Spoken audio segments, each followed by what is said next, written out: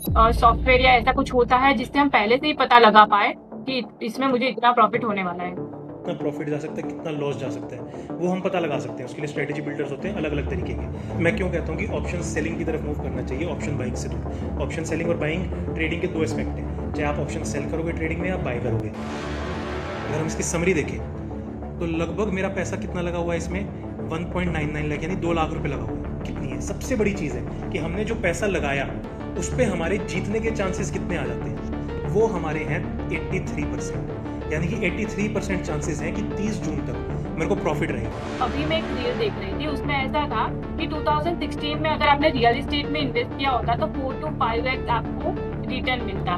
But अगर आपने वही 2026 में अदानी की कोई स्टॉक में इन्वेस्ट किए होते तो आपको 30 to 40% रिटर्न मिलता।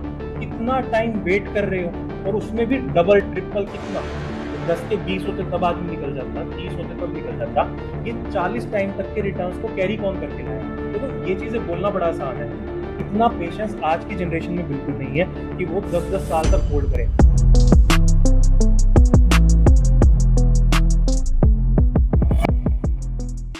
हेलो, नमस्ते, welcome everyone to my podcast.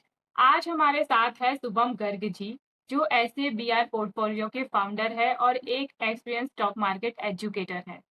आज का हमारा ये पॉडकास्ट किसी कन्वेंशनल स्टॉक टिप्स या ट्रेडिंग सेटअप पर नहीं है, बल्कि आज हम बात करेंगे बहुत ही क्रूशियल सब्जेक्ट पर, जब money mindset and financial discipline.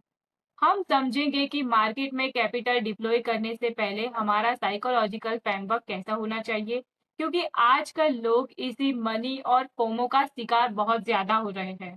तो हम स्वागत करते हैं हमारे गेस्ट का। Hello Shubham ji, welcome to my podcast. Thank you so much Stuti. I am really glad to be part of your podcast. And first of all जो मुझे सबसे अच्छी चीज लगी आपके बारे में, आपने मनी माइंडसेट वर्ड यूज किया। क्योंकि यहाँ पर फाइनेंशियल प्लानिंग में लगभग लोग माइंडसेट वर्ड को भूल जाते हैं। वो सारे मैथ्स के पीछे भागते हैं कि हम कुछ मैथमेटिकल ऐसा सोल्यूशन निकाल लें कि जिससे हम पैसा बना पाए। लेकिन जो एक एंग्जाइटी होती है ना, फाइनेंशियल एंग्जाइटी, उसको दूर करने के लिए जो सबसे इंपॉर्टेंट चीज है वो है साइकोलॉजी, और जो कि प्रॉपर डिसिप्लिन और माइंडसेट के साथ ही आएगी। तो बहुत अच्छी चीज लगी कि आपने इसको माइंडसेट के साथ इंट्रोड्यूस किया। सर, आपकी बात बिल्कुल सही है, बट हमारी जो ओवरनाइट लोगों को क्या है कि ओवरनाइट सक्सेस हो जाना है। ट्रेडिशनल जो कंडीशनिंग है ना हमारी, कि पैसा सेव करना है, तो अभी जो वेल्थ क्रिएशन वाले माइंडसेट में वो सेट नहीं हो पाती। तो इसके बारे में फिर क्या कहना है आपका? देखो स्तुति, मैं इसका ना आपको एक रियल लाइफ एग्जांपल देता हूँ। अभी क्या हुआ, तो थोड़े टाइम पहले मैं शॉपिंग पे गया था, तो वहां पे जब मैं शॉपिंग कर रहा था तो सेल्स पर्सन है ना, वो बार बार अपने फोन में चार्ट्स खोल खोल के देख रहा था। और बीइंग अ ट्रेडर जब भी कोई चार्ट देखता है ना तो बड़ी क्यूरियोसिटी जागती है। मतलब आप ट्रेडर जो भी ये देख रहा होगा वीडियोस को समझ आ जाएगा कि जब भी कोई चार्ट देख रहा होता है ना तो सामने वाले को लगता है पूछू यार क्या है, ऐसा क्या कर रहा है। तो जब मैंने उससे पूछा, उसने कहा भैया मैंने कॉल ली है, मतलब सी ली है, कॉल भी नहीं, मैंने सी बाय की है, और अगर यहाँ से बाजार ऊपर जाता है तो मेरे को प्रॉफिट होगा। तो बहुत अच्छी बात है, सी का मतलब यही होता है कि बाजार ऊपर जाए तो प्रॉफिट होगा। लेकिन ओके। मैंने उससे पूछा भाई क्या स्ट्राइक प्राइस है, कितना प्रीमियम है, कब की एक्सपायरी है, तो उसको कुछ नहीं पता था। मैंने इवन तो उसको सीई की फुल फॉर्म नहीं पता थी कि सीई की फुल फॉर्म क्या होती है। और मैंने उससे पूछा उसने कितने पैसे लगा रखे थे, 25,000 रुपए, और उसकी सैलरी आप बिलीव करोगे सिर्फ 12,000 रुपए थी। अब ओ। क्या होता है, लोगों को लगता है कि यार शेयर मार्केट जुआ है, तो इन जैसे लोगों के लिए वो जुआ है। उस इंसान को ये नहीं पता था मैंने कहाँ पैसा लगाया हुआ है, क्यों पैसा लगाया हुआ है, क्या वजह है। हाँ, उसको ये था कि भाई यहाँ से बाजार ऊपर जाता है तो मेरे 25,000 के 30, 35, 40 कुछ हो जाएंगे। लेकिन उसको ये नहीं पता था कि बाजार यहाँ से नीचे चला गया तो सारा पैसा जीरो हो जाएगा। हाँ, तो आप ये समझो कि उसने अपने 2 महीने की कमाई एक ऐसी जगह पे लगा रखी थी जहां पर उसको पता ही नहीं क्या होने वाला है आगे। तो मतलब ये वो एक चीज, लॉटरी टिकट की तरह उसे ट्रीट कर रहा था हाँ, कि मेरा उसने ऊपर ही लॉट जाने वाला है। हाँ, उसने एक लॉटरी टिकट खरीद ली। अब वो यहाँ से बेट लगा रहा है कि बाजार ऊपर चला जाए, ये नहीं पता कि नीचे आ गया तो क्या होगा, 2 महीने की इनकम चली जाएगी बिल्कुल ही। तो हाँ। ये लोग क्या होता है, ये माइंडसेट जो है ना, वो बड़ा प्रॉब्लम करता है किसी भी चाहे बिजनेस हो चाहे शेयर मार्केट। देखो शेयर मार्केट को मैं एक बिजनेस ही कहता हूँ, कभी मैं उस चीज को अलग नहीं कहता। अगर बिजनेस की तरह करोगे तो अच्छा चलेगा, अगर इस तरीके से ये जो लॉटरी की टिकट खरीदोगे ना बार बार कि ऊपर चला जाए नीचे चला जाए, तो नुकसान ही होगा। देखो इस शेयर मार्केट के 3 प्रिंसिपल है। सबसे पहला नॉलेज, दूसरा डिसिप्लिन, तीसरा पेशेंस। मेरे मार्क कर लो ये वर्ड्स को, नॉलेज, डिसिप्लिन और पेशेंस। अगर ये 3 चीजें शेयर मार्केट में लेके आ रहे हो तो आप यहाँ से पैसा जरूर कमाओगे, नहीं तो नुकसान ही नुकसान है।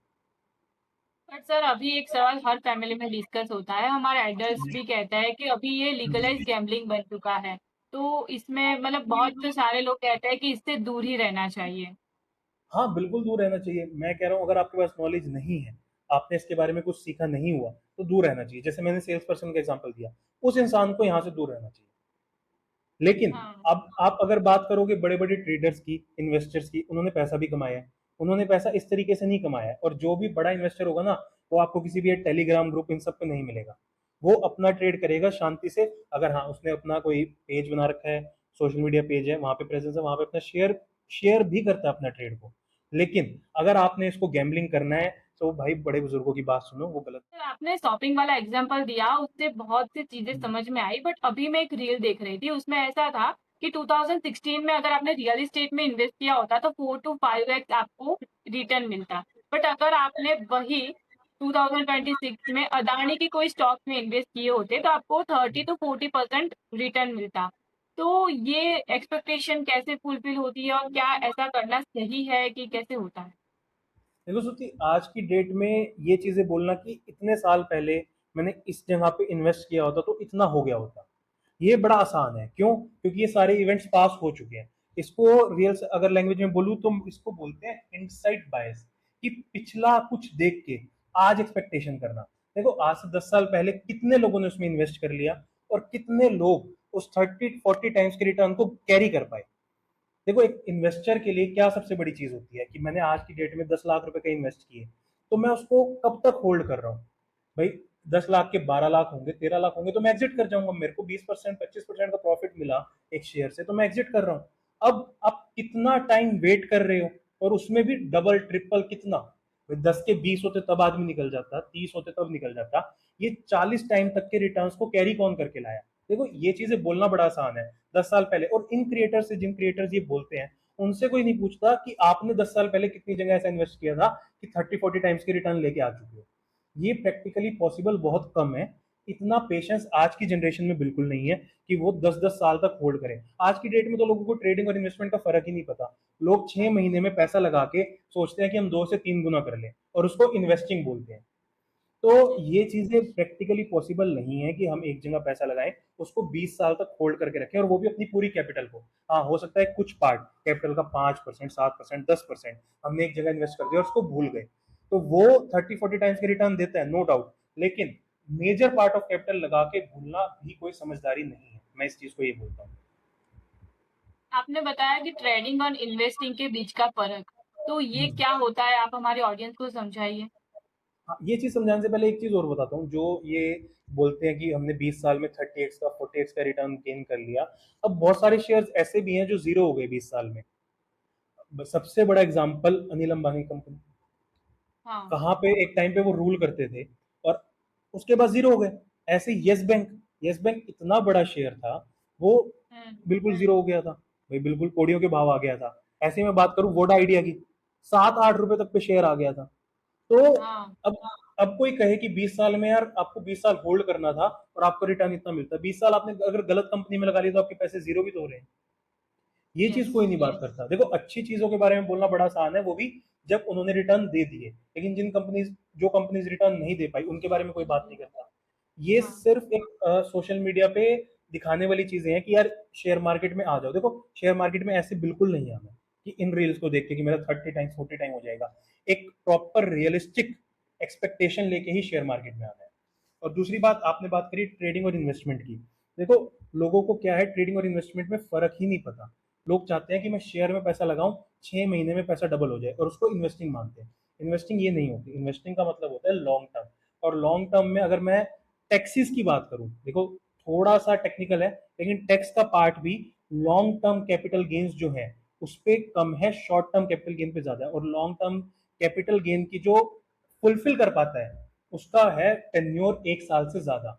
यानी कि आपको मिनिमम 1 साल से ज्यादा पैसा लगाना है, तब आप इन्वेस्टमेंट के कैटेगरी में आओगे। उससे कम पे आप ट्रेडिंग में ही रहते हो। ये मेरा मानना है। इन्वेस्टमेंट 6 महीने 8 महीने 9 महीने की नहीं होती, वो एटलीस्ट 2 साल 1.5 साल इतना पीरियड हमको देना पड़ता है। और ट्रेडिंग बिल्कुल अलग चीज है। ट्रेडिंग एक बिजनेस है। उससे आप मंथली या फिर मैं कहूँ वीकली वीकली रिटर्न जनरेट करने की या मंथली रिटर्न जनरेट करने की कोशिश करते हो। इन्वेस्टमेंट में आप अपना कैपिटल ब्लॉक करते हो कि हाँ भाई मैंने 2 साल के लिए इस पैसे को पार्क कर दिया। ट्रेडिंग में आप हर महीने उसी पैसे को रोटेट करते हो, उसी पैसे से और पैसा कमाने की कोशिश करते हो। आपने बताया इन्वेस्टिंग और ट्रेडिंग के बारे में, तो अगर इन्वेस्टमेंट में हमने आज कोई पैसा इन्वेस्ट कर दिया तो 2-3 साल तक हमें भूल जाना है और हाँ उसके बाद ही उस पर देखना है। और ट्रेडिंग में एवरी डे होता रहेगा, एवरी मंथ या बिल्कुल। Every day. सर आपने बताया कि इन्वेस्टिंग, तो इन्वेस्टिंग में अगर आज हमने कोई पैसा इन्वेस्ट किया है स्टॉक मार्केट में तो उसको 2 साल या 3 साल के बाद ही हमें देखना है। और अगर हाँ ट्रेडिंग है तो ट्रेडिंग में हम हर मंथ वो चलता रहता है। बट हाँ इन्वेस्टिंग में लेकिन तो अगर ये हो गया कि एवरी 2 साल के बाद हम देखेंगे, बट ऐसा भी हो सकता है ना, वो प्लस हो माइनस हो, वो तो डिपेंड करता है कि क्या चल रहा है तब तक। मैं ये नहीं कह रहा कि आपको देखना नहीं है, लेकिन आपको एक्सपेक्टेशन ये रखनी है कि मेरा पैसा एटलीस्ट 1.5 से 2 साल के लिए ये यहाँ पे पार्क हो चुका है। हाँ देखियो, अगर आपका टारगेट हिट हो जाता है इसके बीच में, आप सोचते हो कि मेरे को इस पैसे से 20% का रिटर्न जनरेट करना है, वो 1 साल में, 1.25 साल में पूरा हो जाता है, तो आपको देखना है कि उस टाइम पे मार्केट कंडीशंस क्या है, क्या मैं उस पैसे को वहीं छोड़ सकती हूँ या नहीं, या फिर मेरे पास कोई बेटर अपॉर्चुनिटी है, मेरे को इसमें रिटर्न मिल चुका है, मैं ये सारा पैसा निकाल के वहां लगा सकती हूँ।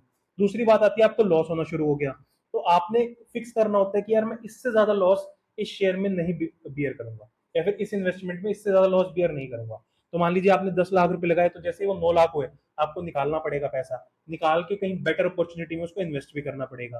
तो ये चीजें आपको सारी रेगुलर टाइम के साथ अपडेट रहना पड़ेगा, फॉलो करनी पड़ेगी। लेकिन माइंडसेट क्या होगा कि ये पैसा मैं 1 से 1.5 साल 2 साल के लिए रख रहा हूँ यहाँ पे। ये तो ट्रेडिंग में आप हर छठे दिन, हर हर दिन आपको ट्रेडिंग में ट्रैक करना पड़ेगा कि हाँ यार मेरा पैसा आज प्रॉफिट हो रहा है, आज लॉस हो रहा है, क्या हो रहा है। जैसे बिजनेस में हम करते हैं कि यार माल का रेट आज क्या है, कम है, ज्यादा है, स्टॉक कितना पड़ा है, कितना और खरीदना चाहिए, कितना आज की डेट में बेच देना चाहिए, ये ट्रेडिंग है।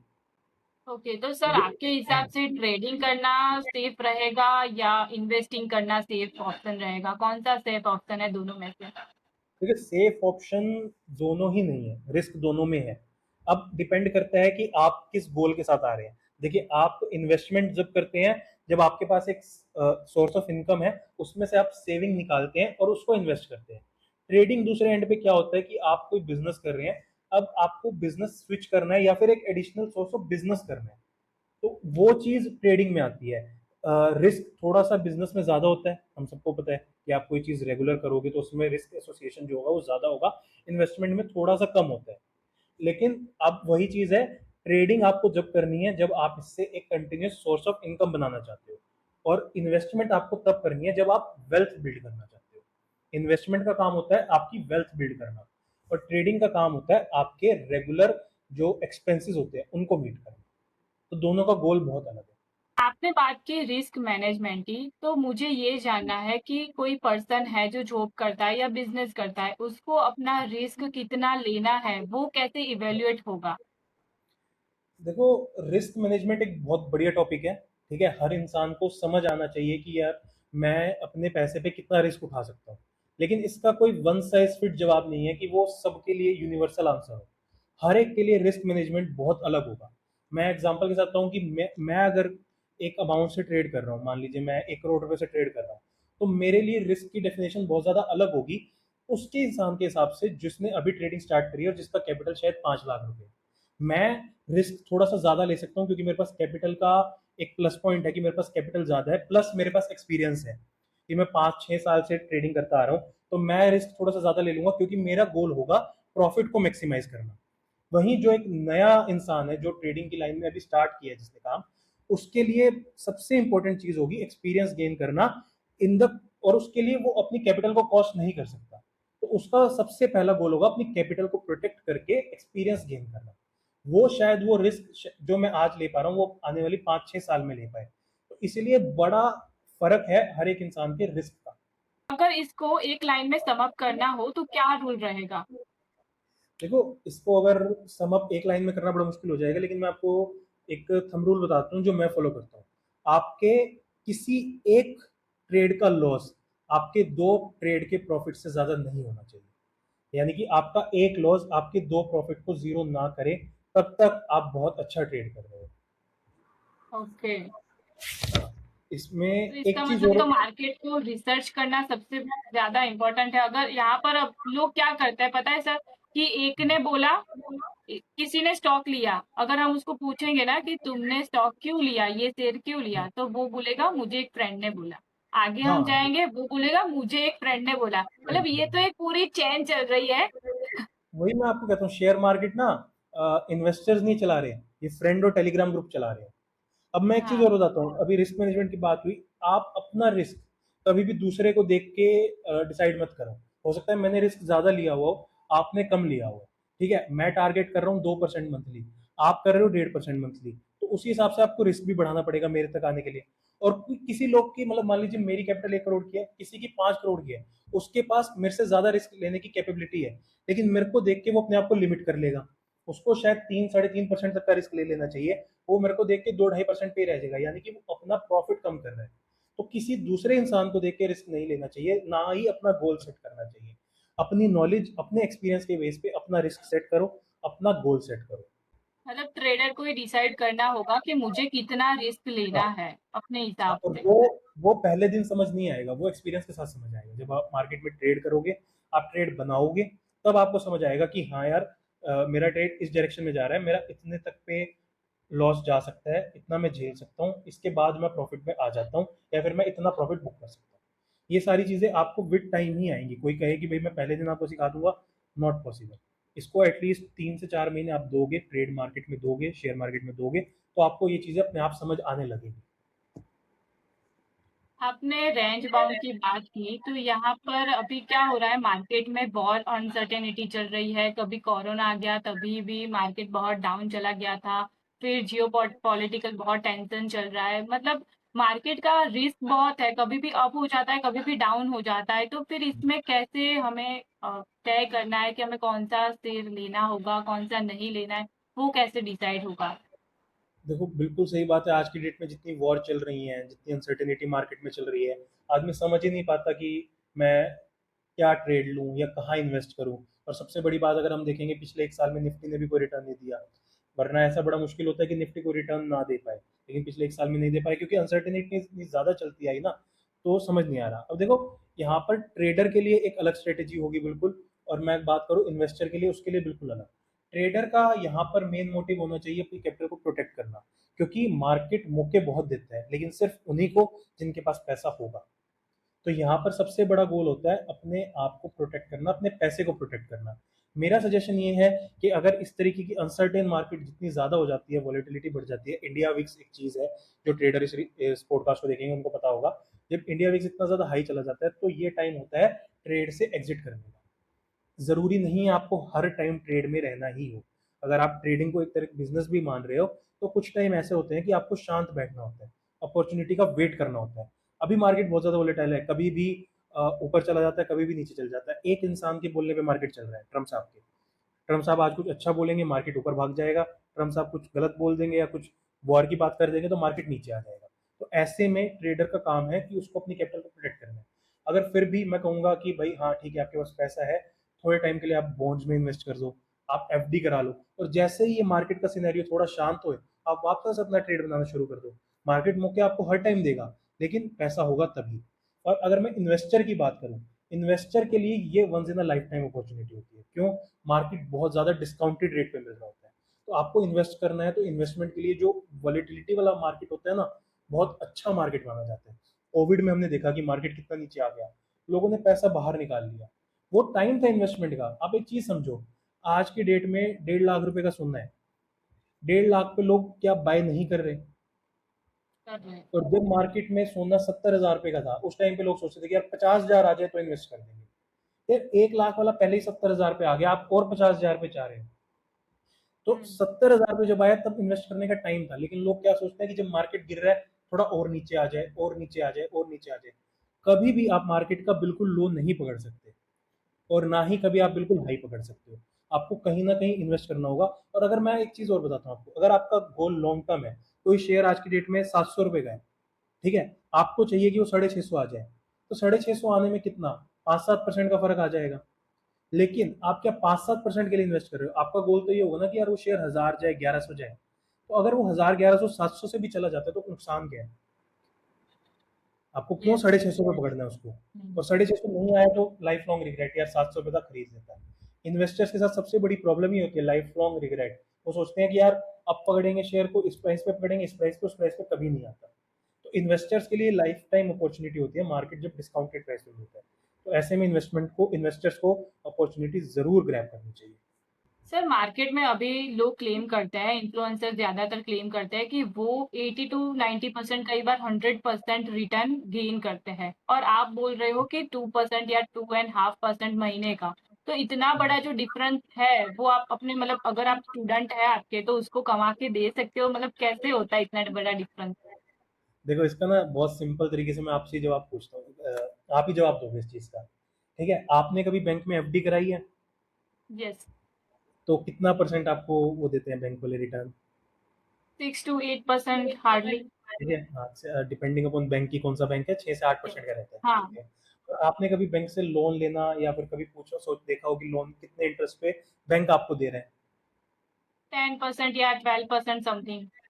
हाँ, 10 से 15% के बीच में रहता है सिविल के अकॉर्डिंग कि आपका हाँ सिविल क्या है। हाँ तो एक चीज आप मेरे को बताइए, क्या ये बैंक्स, हेज फंड्स, बड़ी बड़ी कंपनीज, इनके पास पैसे की कमी है कि यार ये इन ट्रेडर्स को यहाँ पे अपने पास बुला लें कि भाई हम यार वो तो हमको 10% पे दे रहे हैं, मतलब बैंक 10% कमा रहा है हमसे, हाँ। तो वो अपना सारा पैसा इन ट्रेडर्स को देके मार्केट में क्यों नहीं लगवा देता कि भाई ये तू हमको 50% दे देना, 50 तुम रख लेना, ये लो हमारा 5,000 करोड़ रुपए, और तुम हमको साल में डबल करके दे दो। ये इतने बड़े यस। बैंक्स, हेज फंड्स ये कहते हैं कि आप 12-15% अगर साल में कमा रहे हो तो आप अच्छा कमा रहे हो। मैं अगर बात करूं राकेश झुनझुनवाला या वॉरेन बफे जी की, तो वो भी कहते हैं कि भाई 15% 16% का रिटर्न बहुत अच्छा रिटर्न है मार्केट में। तो यार जो बात कर रहे हैं 80-90% की, वो कैसे पॉसिबल है? अगर मैं मतलब ये किसी जो को, हाँ मतलब जी हाँ जी, इन्फ्लुएंसर जो क्लेम करते हैं वो कई बार सही नहीं होता, ऐसे ही गलत। देखो गलत नहीं है, ये एक मार्केटिंग स्ट्रेटेजी है, क्लिक बेट, कि यार आदमी को लगता है मेरा एक साल में पैसा डबल हो जाएगा, तो आदमी फटाफट वहां जाने की कोशिश करता है, इजी मनी। आज की डेट में हर एक इंसान को इजी मनी चाहिए, पेशेंस किसी के पास नहीं है। जो बात चल रही थी ना हमारी पहले कि यार 10 साल में इतने रिटर्न, 10 साल में उतने रिटर्न, 10 साल होल्ड करने वाले कितने लोग हैं आज की डेट में अगर हम देखेंगे ना, तो वो 1 या 2% ही पाएंगे। क्यों? सबको पैसा जल्दी चाहिए। ये सिर्फ यस। एक क्लिक बेट स्ट्रेटेजी है कि हाँ यार 80-90% का बोलो, लोग आएंगे। ऐसा नहीं है 80% 80-90% नहीं कमा पाते लोग, लेकिन वो लोग हैं बहुत कम, और वो भी डिसिप्लिन यूज करते हैं, हर रोज ट्रेड नहीं करते। भाई अगर आप हर रोज ट्रेड करोगे मार्केट से, हर रोज 5% कमा रहे हो, तो आप सोचो साल में आपने पैसे 10 गुना कर लिए। लेकिन वो रियलिटी नहीं है। अगर ऐसा ही होता तो भाई मुकेश अंबानी सब कुछ छोड़ के मार्केट में नहीं बैठ जाता। उसके पास किस चीज की कमी है? ना पैसे हाँ की, ना भाई वो इन सारे ट्रेडर को खरीद के बिठा लेगा कि भाई लो मेरे लिए काम करो। ऐसा हाँ। पॉसिबल नहीं है एक बिजनेस में। आप एक्सपेक्टेशन उतनी ही रख सकते हो जितनी रियलिस्टिक हो। 10%, 20%, 25%, 30% ये एक रियलिस्टिक लगते हैं। फिर भी 25-30% भी अगर आप कमा रहे हो, तो आप 1% ट्रेडर में आते हो वर्ल्ड के जो प्रॉफिट कर रहे हैं, या फिर सबसे बड़े ट्रेडर्स में आ जाओगे कुछ टाइम में। तो 80-90% मैं तो कभी नहीं कहूंगा, ना मैं अपने स्टूडेंट्स को कहता कि भाई 80-90% की एक्सपेक्टेशन रखो मार्केट में। कभी बन जाए बहुत अच्छी बात है, लेकिन कभी भी इस एक्सपेक्टेशन के साथ मार्केट में मत आओ कि मैं साल में पैसा डबल कर लूंगा। दुनिया है, लोग हैं, बड़े बड़े लोग बैठे हैं, वो 15% 17% को बहुत अच्छा रिटर्न मानते हैं, 20% को बहुत अच्छा इन्वेस्टमेंट बोलते हैं। 80-90% एक अच्छी चीज नहीं है, लॉन्ग टर्म में सस्टेनेबल नहीं है एक्सपेक्टेशन ऐसी। अब मैंने ये भी सुना है कि ये मार्केट जो चलाते हैं ना, मतलब बड़े बड़े जो इन्वेस्टर होते हैं वो मार्केट को चलाते हैं। मतलब आज उन्होंने अगर बोला कि ये स्टॉक बढ़ेगा तो सारे लोग वही स्टॉक लेने लगते हैं, फिर वो स्टॉक अप जाता ही है।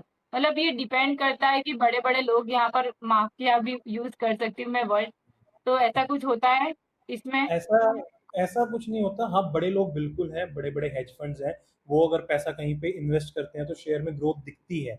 लेकिन फिर भी ऐसा नहीं होता कि 80% 90% के रिटर्न या डबल हो जाए, वो चीजें नहीं होती। हाँ, लेकिन बड़े लोग मार्केट को चलाते हैं बिल्कुल, क्योंकि उनके पास इतना ज्यादा पैसा होता है कि जब वो पैसा मार्केट में डालते हैं तो मार्केट उसके अकॉर्डिंग रिएक्ट करना शुरू करता है। ये चीज एक होती है।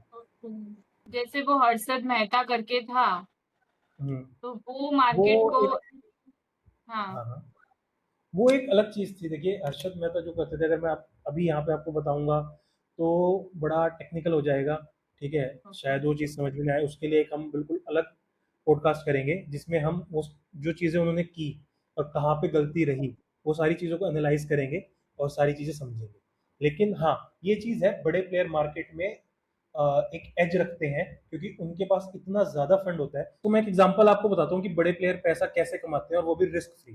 देखो, एक शेयर हमारे इंडिया में 2 स्टॉक एक्सचेंज है, एनएससी एंड बीएससी। एनएससी का भी आईपीओ भी आने वाला है जो कि इंडिया का one of the biggest IPO रहने वाला है। अब क्या हुआ, मान लीजिए कोई शेयर है, वो एनएससी पे लिस्ट है 1000 रुपए का और बीएससी पे लिस्ट है 1000.10, यानी कि 10 पैसे ज्यादा का।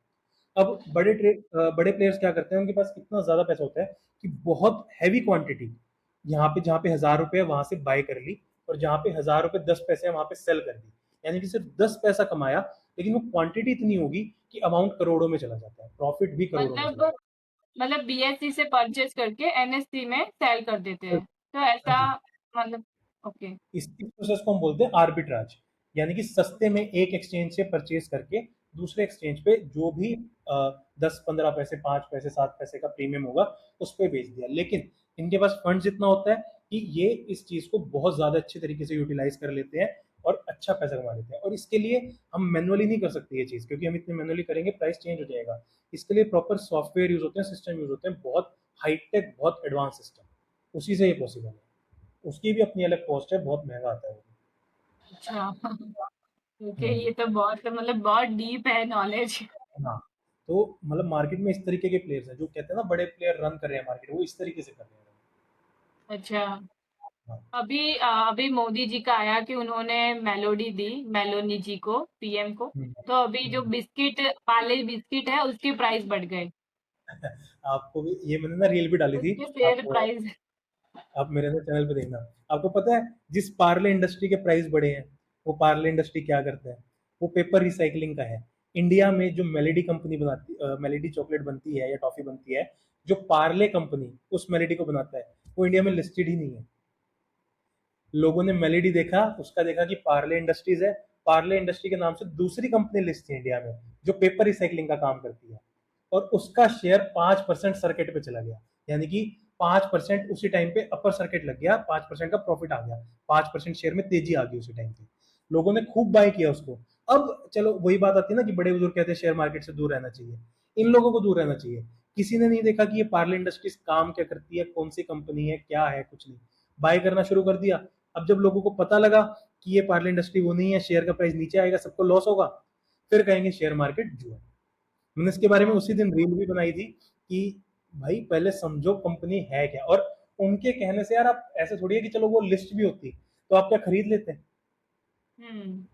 हम्म। आप ये तो चेक करोगे ना कंपनी कर क्या रही है, उसका मतलब बहुत चीजें होती है, पी रेशो, क्या प्रमोटर होल्डिंग है, कितना डेट टू इक्विटी है, सारी चीजें देखोगे तभी तो कंपनी में पैसा लगाओगे। सिर्फ एक यस। रील आई उसके बेस पे आपने पैसा लगा दिया तो लॉस होगा ही होगा। यस। और सबसे बड़ी बात, वो कंपनी थी ही नहीं वो। जो सबसे बड़ी बात थी, वो कंपनी कोई और थी। इंडिया में पार्ले इंडस्ट्रीज लिस्टेड ही नहीं है, आप पार्ले में पैसा नहीं लगा सकते। तो पहले आपने बात की आईपीओ के बारे में, तो अभी आईपीओ हर घर में होता है, मतलब सब लोग आईपीओ तो भरते ही है। कोई स्टॉक मार्केट में ट्रेड करे कि ना करे, बट आईपीओ सब लोग भरते हैं। तो इसमें हमारी बिल्कुल। ऑडियंस को बताइए कि आईपीओ भरते वक्त हमें किस चीज का ध्यान रखना चाहिए, क्योंकि कई आईपीओ अप में जाते हैं, कई डाउन में जाते हैं। तो हमें कब देखना है कि कौन से आईपीओ में हमें इन्वेस्ट किया जाए कि नहीं किया जाए। ठीक है श्रुति, बहुत अच्छी चीज़ है। आईपीओ आजकल बड़ा ट्रेंडिंग टॉपिक है कि भाई हर कोई आईपीओ में इन्वेस्ट करना चाह रहा है। अभी रिसेंटली हमने पिछले 1-2 साल में आईपीओ भी बहुत सारे देखे, और उसमें लोगों को पैसा कमाते हुए भी अच्छा खासा दिखा। तो भाई लोगों ने 100% तक की गेन भी आईपीओ से निकाले हैं। लेकिन आईपीओ में क्या देखना चाहिए? सबसे पहली चीज, आईपीओ क्या होता है कि भाई मैं आपके लिए अपने शेयर्स मार्केट में ला रहा हूँ, लॉन्च कर रहा हूँ। अब आपका डिसीजन है कि मेरे शेयर्स खरीदने या नहीं खरीदने। हर कंपनी की अपनी एक वैल्यू होती है। आप कोई भी चीज़ है, शेयर को भी एक आप किसी चीज़ की तरह देखें कि आप मार्केट से उसको खरीदने जा रहे हैं। तो आप अब मार्केट से वो चीज़ किस प्राइस में खरीदने के लिए रेडी है, सबसे पहली चीज़। भाई आपको वो चीज़ सबसे पहले समझनी है। आप आटा लेने जा रहे हो, आप 4 दुकान में पता करते हो भाई क्या रेट है, क्या रेट है, और जहाँ पे आपको लगता है कि सही है, वहाँ से आप खरीदते हो। ऐसे ही शेयर का भी प्राइस आपको समझना चाहिए कि वो सही है या नहीं। बहुत बार ऐसा होता है, मेरी कंपनी की वैल्यू 1000 करोड़ है, लेकिन मैं 5000 करोड़ की वैल्यूएशन पर अपना आईपीओ ला रहा हूँ, यानी कि 5 टाइम ज्यादा आप मेरे को पैसा दे रहे हो उस शेयर को बाय करने का। तो वो सही है या नहीं, ये चीज़ देखना सबसे बड़ी ज़रूरत है। इसके लिए बहुत सारी चीज़ें देखी जाती है, बैलेंस शीट्स, पी&एल स्टेटमेंट, उसके बाद पुरानी वैल्यूएशंस क्या है, किस वैल्यूएशन पे कंपनी ने किस टाइम पर कितना पैसा उठाया, उस हिसाब से कितना परफॉर्म कर रही है। उसके साथ साथ उसकी पीयर कंपनीज, यानी कि जो कंपटीशन है, भाई मेरा कंपटीशन में जो जो लोग हैं उनका प्राइस क्या चल रहा है, हर चीज़ हमको देखनी पड़ती है, तभी आपको आईपीओ में इन्वेस्ट करना चाहिए। उसके अलावा आपको बिना आँख बंद करके, क्या है आज की डेट में जैसे कंपनीज़ भी ना ब्रांड बन चुकी हैं, जैसे लेंसकार्ट का आईपीओ आया था, तो लेंसकार्ट का सबको नाम पता है, तो सबको उसमें पार्टिसिपेट करने का मन किया। आज की डेट में एनएससी का आईपीओ इंडिया का सबसे बड़ा आईपीओ रहने वाला है, लेकिन एनएससी का नाम उन्हीं लोगों को पता है जिन लोगों को मार्केट की कुछ नॉलेज है या जो थोड़ा बहुत मार्केट में एक्टिव है। नहीं तो अगर मैं नॉर्मल इंसान को कहूँ कि भाई एनएससी का आईपीओ आ रहा है, आप इसमें पैसा लगा सकते हो, तो वो सोचेगा एनएससी क्या है। लेकिन जो भी ये शार्क टैंक्स की कंपनियां पिछले कुछ टाइम में ट्रेंड में आई है ना, उनके आईपीओ से थोड़ा सा ज्यादा मार्केट में आईपीओ का ट्रेंड फॉलो हो रहा है। लेंसकार्ट सबसे बड़ा एग्जांपल था इसका। उसके अलावा मैं बात करूं, अगर आपने पहले देखे होंगे आईपीओ, सबसे बड़ा एग्जांपल ओला का आईपीओ। ओला हाँ। हर जुबान पे नाम था, क्योंकि हर हर बंदे के फोन में ऐप थी, और सबसे बेकार आईपीओ निकला है। हम्म। वो आईपीओ इतना बुरा फेल है ना, क्योंकि वो इतनी ज्यादा वैल्यूएशन पे आ चुका था कि वहां से कॉप अप करना बड़ा मुश्किल हो चुका है। ऐसे ही आपको ब्रांड के पीछे नहीं भागना आईपीओ में, आपको प्रॉपर रिसर्च करनी है, और अगर आप रिसर्च नहीं कर सकते तो किसी अच्छे इन्वेस्टर की उसके बारे में जो रिपोर्ट्स है वो देखें। और आज की डेट में तो एआई, आप रिपोर्ट्स की जो डीएचआर पे फाइलिंग होती है, उन रिपोर्ट्स को एआई पे डाल दो और बताओ ये वैल्यूएशन सही है या नहीं, अपने आप पता लग जाएगा। देखो, और दूसरा, अगर आपने आईपीओ अप्लाई कर दिया, अब आपको लॉस हो गया, तो आपका माइंडसेट क्या होना चाहिए कि हाँ यार, मैं इस प्राइस पे मेरे को लगता है कि ये चीज़ सही मिल रही है। मान लीजिए आपका, आपने कोई दाल चावल आटा कुछ भी लिया, तेल लिया, तो आपने 100 रुपये पे ले लिया, लेकिन उसका प्राइस कल को बाजार में 80 हो गया, लेकिन आपको यकीन है कि यार 100 रुपये इसका प्राइस सही है। अभी कुछ रीजन है कि जिस वजह से 80 पे आ गया, लेकिन 100 रुपये इसका प्राइस सही है, तो 100 पे वापसी आ सकता है, तो आप होल्ड कर सकते हो। लेकिन बाजार में 100 का है, आपने 150 पे लिया, तो थोड़े टाइम बाद वो 100 पे आ जाएगा, तब आपको दिक्कत होगी, क्योंकि उसकी वैल्यू ही 100 रुपये। तो वैल्यूएशन का गेम है आईपीओ सारा। अगर आपको लगता है सही वैल्यू पे आईपीओ आ रहा है, तो आप उसमें बिल्कुल पैसा लगाइए। अगर आपको लग रहा है नहीं आ रहा, तो आप उस आईपीओ से दूर ही रहे तो अच्छा है। ऐसे में आईपीओ भी होते हैं तो उसमें इन्वेस्टमेंट भी बड़ा करना पड़ता है, सामने रिटर्न भी उतना ही मिलता है, बट वो हार्डली 1000 में से एक को लगता है, और वो भी कई बार नहीं लगता। मतलब एक साल से अगर कोई आदमी 10 से 20 भर चुका है बट उसको नहीं लगा है, तो इसका कोई क्राइटेरिया होता है कि कैसे लगता है कुछ? आईपीओ में कोई क्राइटेरिया नहीं होता। मान लीजिए आपने 3 लॉट अप्लाई करे, तो हो सकता है आपको तीनों मिल जाए, और आपने 3 अप्लाई किया, आपको हो सकता है 0 मिले। इसमें कोई भी ऐसा नहीं है कि फर्स्ट कम फर्स्ट सर्विस है, कि आपने पहले दिन अप्लाई किया तो आपको मिल सकता है, मैंने लास्ट दिन अप्लाई किया मेरे को नहीं मिलेगा, ऐसा कुछ नहीं होता। ये प्रॉपर लक गेम है। आईपीओ में लक सबसे ज़्यादा इंपॉर्टेंट होता है। हो सकता है आपका आईपीओ लग जाए, हो सकता है नहीं लगे। हाँ, जिनको ये है कि मुझे आईपीओ चाहिए ही चाहिए, तो इसमें दो तरीके की इन्वेस्टमेंट होती है। एक होता है रिटेल सेक्शन, एक होता है एचएनआई, हाई नेटवर्थ इन्वेस्टर्स। उसमें क्या होता है, आपको अमाउंट थोड़ा ज़्यादा इन्वेस्ट करना पड़ता है। उसमें मिनिमम अमाउंट 10 से 10.5 लाख रुपए का होता है। उस क्राइटेरिया में लोग थोड़े से कम होते हैं रिटेलर्स के मुकाबले। ऐसा नहीं होता कि लोग नहीं होते, लेकिन रिटेलर्स के मुकाबले लोग कम होते हैं, तो वहाँ पर 5-10% आपके चांसेस बढ़ जाते हैं कि शायद आपको आईपीओ मिल जाए। लेकिन अगेन, जो हमारा रिटेलर सेक्शन में है, वहाँ पर 15,000 रुपये से आप आईपीओ में अप्लाई कर सकते हो। यहाँ पर आपको 10.5 लाख रुपये से हाँ। अप्लाई 10.5 लाख से अप्लाई करना पड़ेगा। तो ये फ़र्क आ जाता है। जिसके पास इतना अमाउंट है और उसको ये है कि ये आईपीओ बहुत अच्छा है, अच्छी वैल्यूएशन पे आ रहा है, मेरे को रिटर्न जनरेट करके देगा, तो वो थोड़ा सा एचएनआई की तरफ मूव करके उसमें इन्वेस्ट कर सकता है। वरना कोई भी ऐसा तरीका नहीं है कि मैं चाहूँ कि मेरे को ये आईपीओ चाहिए और मिल जाए। वो प्रॉपर लग गेम है। तो सर इसका हम पता कैसे लगाएं कि अगर हम ये ट्रेड परचेज कर रहे हैं तो हमें इसमें इतना प्रॉफिट मिलने वाला है, अगर प्रॉफिट नहीं मिलेगा तो लॉस होगा? तो पहले से अगर पता लगाना हो तो इसका कोई सॉफ्टवेयर या ऐसा कुछ होता है जिससे हम पहले से ही पता लगा पाए कि इसमें मुझे इतना प्रॉफिट होने वाला है? देखो, क्या हम एक्सपेक्ट कर सकते हैं या मैक्सिमम हमारा कितना प्रॉफिट जा सकता है, कितना लॉस जा सकता है, वो हम पता लगा सकते हैं। उसके लिए स्ट्रेटेजी बिल्डर्स होते हैं अलग अलग तरीके के।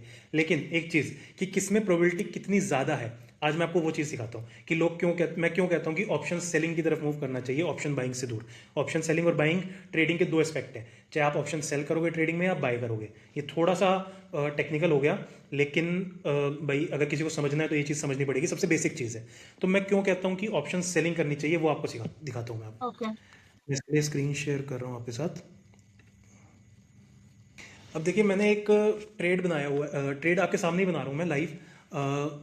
ये एक ऑप्शन चेन खुली हुई है, थोड़ा सा टेक्निकल रहेगा, बट मैं कोशिश करूंगा जितना इजीली मैं समझा पाऊँ। तो ओके। जो मैं अपना रेगुलर ट्रेड बनाता हूँ, मैं एक उस ट्रेड को बनाता हूँ। हमने एक्सपायरी लिया सबसे पहले।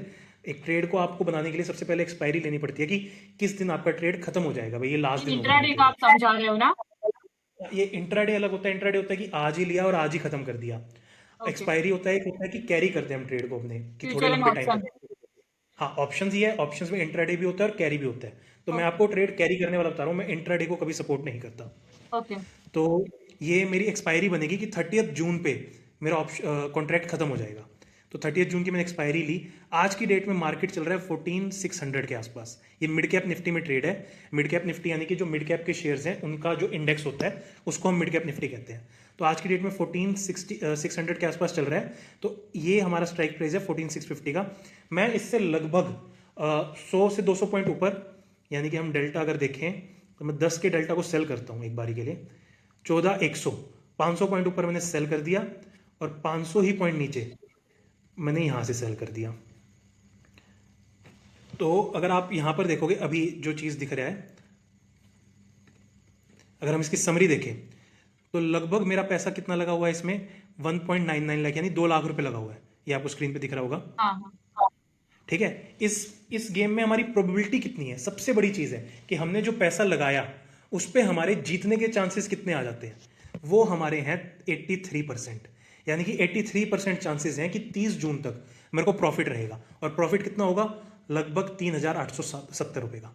2 लाख रुपए पे 3,870 रुपए का प्रॉफिट। और दिन कितने आज से, 30 जून की एक्सपायरी है, आज 19 जून पे हम ये बात कर रहे हैं। तो 11 दिन में मैं 2% का प्रॉफिट कमा रहा हूं। अगर मैं पूरे महीने में इसी तरीके से 3 ट्रेड बनाता हूं तो मेरा 6% का प्रॉफिट हो गया। अब 6% का प्रॉफिट सुनने में बड़ा अच्छा लगता है, लेकिन इसमें बड़ी सारी प्रॉब्लम्स भी होती है, मार्केट ऊपर नीचे भी होता है। लेकिन मैं आपको जो चीज सिखा रहा हूं, ऑप्शन सेलिंग में आपने 2 लाख रुपए लगा के लगभग 4,000 रुपए कमा लिए, जिसके चांसेस कितने हैं, 83%।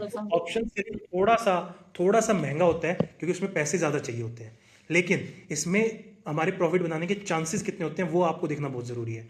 और इसी में अगर मैं इसको हेज भी कर दूं साथ साथ, अगर मैं इसको हेज भी करूं तो अगर आप देखोगे मैंने इसको थोड़ा दूर के ऑप्शन से हेज कर दिया। मान लीजिए यहाँ से ये बाय कर लिया और ऊपर से लगभग मैंने ये बाय कर लिया। तो अगर आप इसमें देखोगे हमारे पैसे कितने हो गए, 92,000। हाँ। प्रोबेबिलिटी सेम रही हमारी, हमारा प्रॉफिट कम हुआ, लेकिन परसेंटेज में अगर आप देखोगे तो परसेंटेज बढ़ गई। ओके। यानी कि अब आप उतने ही पैसे से 20 पैसे ज्यादा कमा सकते हो। अगर आप इसमें 92,000 से 2.2% का प्रॉफिट कमा सकते हो। ओके। इसको तो हम हेजिंग। आपने बोला कि इसमें इन्वेस्टमेंट भी ज्यादा करना पड़ रहा है, तो अगर कोई हाँ, 12,000 या 20,000 वाली जॉब वाला बंदा होगा तो वो तो ये नहीं कर पाएगा, राइट? देखो उसके लिए ऑप्शन सेलिंग सीखना आसान है, क्योंकि हम 40-50 हज़ार रुपए में ऑप्शन सेलिंग सीख सकते हैं। लेकिन अगर आप चाहो कि मैं 15-20 हज़ार रुपए से पैसे कमाना शुरू कर दूं शेयर मार्केट में, तो पॉसिबल ही नहीं है। 15-20 हज़ार रुपए आपको कभी भी रिटर्न नहीं देंगे। मैं आपको उसकी भी रियलिटी दिखाता हूँ। इसको मैं सारे को हटा देता हूँ, एक नया ट्रेड हम बनाते हैं जिसमें हमारे पैसे कम लगेंगे, लेकिन उसमें आपको मैं चांसेस दिखाऊंगा कितने कम है। मान लीजिए मैंने यहाँ से इस पॉइंट पे बाय कर लिया, मैंने बाय करा। आप देखिएगा कितना अमाउंट लग रहा है, सिर्फ और सिर्फ 5,000 रुपये। हाँ। ठीक है। प्रॉफिट कितना, मैं अनलिमिटेड प्रॉफिट कमा सकता हूँ, कितना भी प्रॉफिट हो सकता है मेरे को। ओके। मतलब 4,000 पे मैं 4 लाख रुपए भी कमा सकता हूँ, इतने चांसेस है मेरे प्रॉफिट, भाई इतना प्रॉफिट मैं कमा सकता हूँ। लेकिन इसकी प्रोबेबिलिटी कितनी है, सिर्फ 15%। रिस्क है मतलब। यानी कि 85% रिस्क है। वहां हम दूसरे ट्रेड में लगभग 5% का 15% का रिस्क ले रहे थे, इसमें हम 15% के चांस है कि हम पैसा कमा पाएंगे। 85% का रिस्क ले रहे हैं इसमें हम।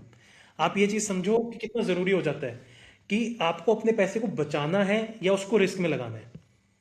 ये तो सिंपल एक चीज मैंने आपको दिखाई कि ये ऑप्शन बाइंग है जो मैंने पहले आपको दिखाई थी, उसको हम ऑप्शन सेलिंग कहते हैं। तो सर ये ऐसा कोई सॉफ्टवेयर है आपके पास कि जिसमें दिखा जा सके? ये सॉफ्टवेयर हर ब्रोकर आपको प्रोवाइड करेगा कि आप यहाँ पे चेक कर सकते हो। ये स्ट्रेटेजी बिल्डर होता है, इसके लिए कोई अलग सॉफ्टवेयर आपको परचेज नहीं करना, कुछ नहीं। ये आप अपनी स्ट्रेटेजी बनाने से पहले आप चेक कर सकते हो कि मेरा कितना प्रॉफिट जा सकता है, कितना लॉस आ सकता है, और कितनी मेरी प्रोबेबिलिटी है कि मैं इस प्रॉफिट को अपने घर लेके जाऊंगा। देखो बाइंग में क्या होता है, 5,000 रुपये से मैंने आपको दिखाया, आप शुरू कर सकते हो। ठीक है। प्रॉफिट भी आपको देखने में लगता है कि यार अनलिमिटेड प्रॉफिट आ सकता है, कितना पैसा कमा लूंगा पता ही नहीं, लेकिन पर चांसेस क्या गिर जाता है। है, ना बराबर चांसेस है। हम्म। देखो किसी भी बिजनेस में ऐसा नहीं होता कि आप 5,000 10,000 लगा के पैसा कमा लो। आपको पैसा कमाना है, आपको इन्वेस्टमेंट करना पड़ेगा। बिजनेस चलाना है तो पैसा लगाना पड़ेगा। लेकिन सीखने की जहां तक बात है, सीख आप कम अमाउंट में भी सकते हो, लेकिन कमाने के लिए आपको पैसा लगाना पड़ेगा। अगर आपको ऑप्शन सेलिंग से पैसा कमाना है तो आपको 3-4 लाख रुपए उसमें लगाने पड़ेंगे। अगर मैं सीखने की बात करूं तो आप 40,000 रुपये से 30,000 रुपये से ऑप्शन सेलिंग करना सीख सकते हो, no doubt. Okay. Sir thank you so much, आपने बहुत ही डीप नॉलेज दिया और प्रैक्टिकली समझाया हमें कि कैसे हम देख सकते हैं हमें कितना प्रॉफिट होगा लॉस होगा पहले से ही पता चल जाता है। तो थैंक यू सो मच हमारे पॉडकास्ट में आने के लिए और स्टॉक मार्केट के रिलेटिंग फाइनेंस के रिलेटेड इतना डीप नॉलेज देने के लिए। थैंक यू स्तुति, मेरे लिए भी बहुत अच्छा एक्सपीरियंस था ये। एक हेल्दी डिस्कशन हुआ, लोगों को पता लगेगा कि कैसे शेयर मार्केट में आया जाता है, क्या चीज़ें नहीं जो नहीं करनी उनको शेयर मार्केट में। शेयर मार्केट की सबसे इंपॉर्टेंट चीज़ यही है कि आपको ये पता होना चाहिए आपको ये चीज़ें नहीं करनी, प्रॉफिट आप उसके बाद अपने आप कमाने लगोगे। तो बहुत अच्छा एक्सपीरियंस था and it was pleasure interacting with you. Okay और मैं अपनी ऑडियंस को भी यही कहना चाहूंगी कि अगर आपको भी फाइनेंस रिलेटेड नॉलेज चाहिए और स्टॉक मार्केट रिलेटेड नॉलेज चाहिए तो सब्र पोर्टफोलियो का मैं लिंक नीचे डिस्क्रिप्शन में मेंशन कर देती हूँ, इंस्टाग्राम का और यूट्यूब प्रोफाइल का सब कुछ मैं डिस्क्रिप्शन में मेंशन कर लेती हूँ, तो आप वहां से कांटेक्ट कर सकते हो। थैंक यू सो मच स्तुति। यस।